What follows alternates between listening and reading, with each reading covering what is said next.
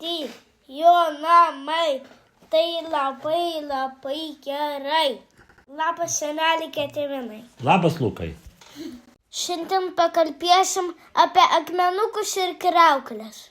Labai įdomi tema. Seneliai, ar tu kažką apie tai žinai, apie akmenukus? Taip, žinau. Kodėl akmenys būna kiti švelnus, o kiti aštrūs? Akmenys būna tikrai vieni švelnūs, kiti aštrūs. Šitas aštrus. Per laiką, per milijonus metų akmuo į akmenį liesdamiesi nugludina vienas kitą, judėdami ir taip toliau. Jeigu nebūna atskilęs akmuo ir jis vientisas yra, jį veikt gali tik tai vėjas, lietus, sniegas. Jie gludintis mažiau gludinasi, bet irgi gali nusigludinti. Ir galima dirbtinai nugludinti. Ar tu žinai, kaip tada atsiranda tarpekliai? Tarpekliai susidaro įvairiais būdais. Nuo vėjo, lietaus, svorių ir to sniego. Teisybė. Tai tarpekliai gali salose būti ar pas tavęs lauke.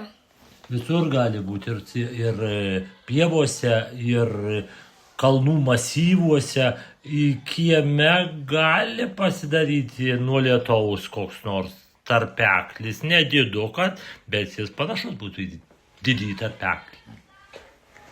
Taigi galime ten prie upės nueiti pažiūrėti tą tarpeklį, nes ten irgi yra tarpeklių.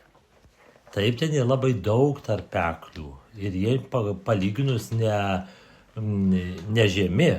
Juos suformavo pratėkantis vanduo.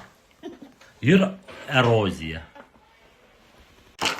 Ar tu žinai, ten negarsiai yra titnagas? Ne, čia nėra titnago, bet Lietuvoje mes galim rasti daug titnagų. O tai kaip galime užkurti ugnį su titnagu? Taip, ugnį galima užkurti su titnagu. Skeliant titnago gabalą į metalą, išsiskiria kibirkštis, o ta kibirkštis išsiskiria iš metalo. Jis įkaista iki 800 laipsnių ir gali uždegti kokį nors medžiagos gabaliuką. Gabaliuką, šmigaliuką.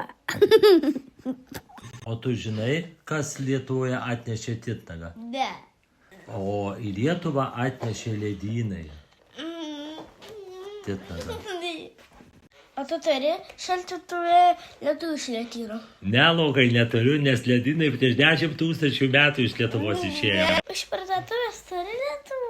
Manau, kad bus.